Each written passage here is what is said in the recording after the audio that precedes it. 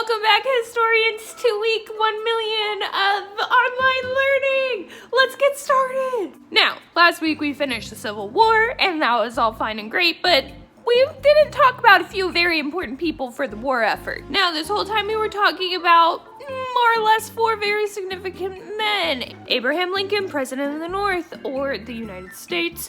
Jefferson Davis, President of the Confederacy. Ulysses S. Grant, the military general for the Union forces. And Robert E. Lee, the military commander for the South. We've also discussed the hundreds of thousands of lives that have been lost and the men that were wounded and lost their limbs. But we have not necessarily touched on the very important contributions of women and freed black men. So that's what we're talking about today. First off, let's talk about the women. The war started and pretty much, only men went to go and fight in the war. So what happened to all the farms and the jobs at home? You already know the answer, the women took over. Wars are typically some of the bigger moments in history where women have been able to gain more access into society. That is, whenever the men went off to war, the women took their jobs. So you had women out there plowing the soil and taking care of the farms.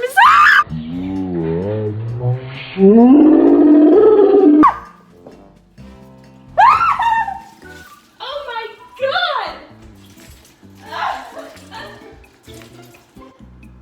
So you had women out there plowing the soil and taking care of the farms. You had women going to take jobs in factories to create and manufacture different weapons needed for war. This is a really great moment for women because earlier in the century, we had talked about the women's rights movement, and that was still going on. So you still had the organization of women trying to gain access and equality, bolstering those women taking new positions in the workforce. Women also worked for the military in different capacities. They were messengers, also spies, they were nurses, they also smuggled goods for whichever side they were on. Women were not allowed to fight as soldiers in the war. However, some women actually dressed up as men, cut off their hair, bound their chests, and were able to pass as a man and therefore were able to fight and see combat in the war. Additionally, some of the black men who were either already free because they were living in states who had abolished slavery, or they escaped slavery in the South and moved to the North, enlisted in the army. Now, because racism was still quite pervasive even though slavery was abolished, the black men were put into their own regiments. The free black men still faced plenty of racism and discrimination even though they were fighting for the cause to end slavery.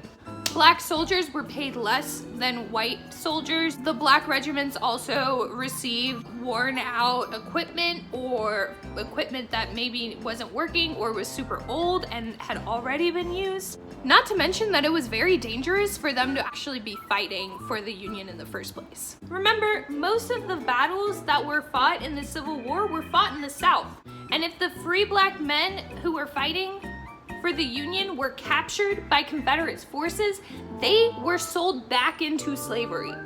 I also want to take this moment to shine a spotlight on Harriet Tubman. Not only do we know her as a great force for the Underground Railroad, helping hundreds of slaves escape slavery in the South, but during the war, Harriet Tubman actually worked for the Union and was a spy, continually going to the South and giving information to the North to help defeat Confederate forces. All right, that's it. Go on to read what the women did to help either the North or the South and what the free black men did to help the Union win.